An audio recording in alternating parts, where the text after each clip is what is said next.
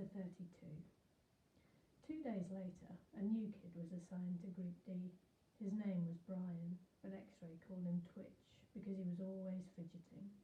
Twitch was assigned Zero's bed and Zero's crate. Vacancies don't last long at Camp Green Lake. Twitch had been arrested for stealing a car. He claimed he could break into a car, disconnect the alarm, and hotwire the engine all in less than a minute. I never planned to, steal one, he told them.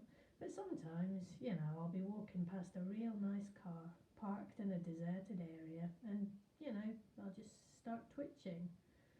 If you think I twitch now, you should see me when I'm round a car. The next thing I know, I'm behind the wheel. Stanley lay on his scratchy sheets. It occurred to him that his cot no longer smelled bad. He wondered if the smell had gone away, or if he'd just gotten used to it. "Hey, caveman," said Twitch, "do we really have to get up at 4:30? "You get used to it," Stanley told him. "It's the coolest part of the day." He tried not to think about Zero. It was too late. Either he'd made it to Big Thumb, or... What worried him the most, however, wasn't that it was too late.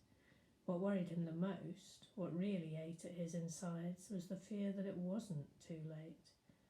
What if Zero was still alive, desperately crawling across the dirt, searching for water?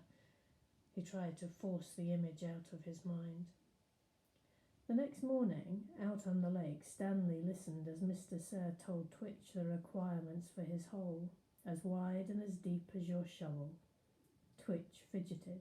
His fingers drummed against the wooden shaft of his shovel, and his neck moved from side to side. "You won't be twitching so much after digging all day," Mr. Sir told him. "You won't have the strength to wiggle your pinky." He popped some sunflower seeds in his mouth, deftly chewed them, and spat out the shells. This isn't a Girl Scouts camp. The water truck came shortly after sunrise.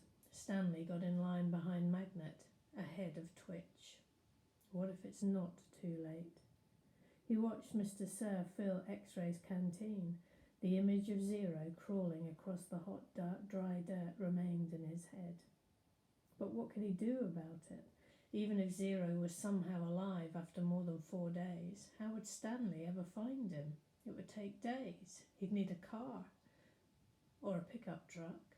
A pickup truck with a tank of water in the back. Stanley wondered if Mr. Sir had left the keys in the ignition. He slowly backed away from the line, then circled over to the side of the truck. He looked through the window. The keys were there, dangling in the ignition. Stanley felt his fingers start to twitch. He took a deep breath to steady himself and tried to think clearly. He'd never driven before. But how hard could it be? "This is really crazy," he told himself. Whatever he did, he knew he'd have to do it quickly before Mr. Sir noticed. "It's too late," he told himself. "Zero couldn't have survived." But what if it wasn't too late? He took another deep breath. "Think about this," he told himself, but there wasn't time to think. He flung open the door to the truck and climbed quickly inside. "Hey!" shouted Mr. Sir. He turned the key and stepped on the gas pedal. The engine revved. The truck didn't move. He pressed the pedal to the floor. The engine roared, but the truck was motionless. Mr. Sir came running around the side of the truck. The door was still open. "Put it in gear," shouted Twitch. The gear shift was on the floor next to the seat. Stanley pulled the lever back until the arrow pointed to the letter D for drive. The truck lurched forward. Stanley jerked back against the seat and tightly gripped the wheel as the truck accelerated. His foot was pressed to the floor. The truck went faster and faster across the dry lake bed.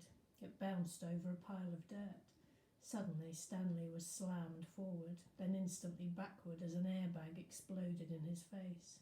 He fell out of the open door and onto the ground. He'd driven straight into a hole. He lay on the dirt, staring at the truck, which stuck lopsided into the ground. He sighed. He couldn't blame his no-good, dirty, rotten, pig-stealing great-great-grandfather this time. This time it was his own fault, 100%. He'd probably just done the stupidest thing he'd ever done in his short and miserable life. He managed to get to his feet. He was sore, but didn't think he'd broken any bones. He glanced back at Mr. Sir, who remained where he was, staring at Stanley. He ran. His canteen was strapped around his neck. It banged against his chest, and he ran. And every time it hit against him, it reminded him that it was empty, empty, empty.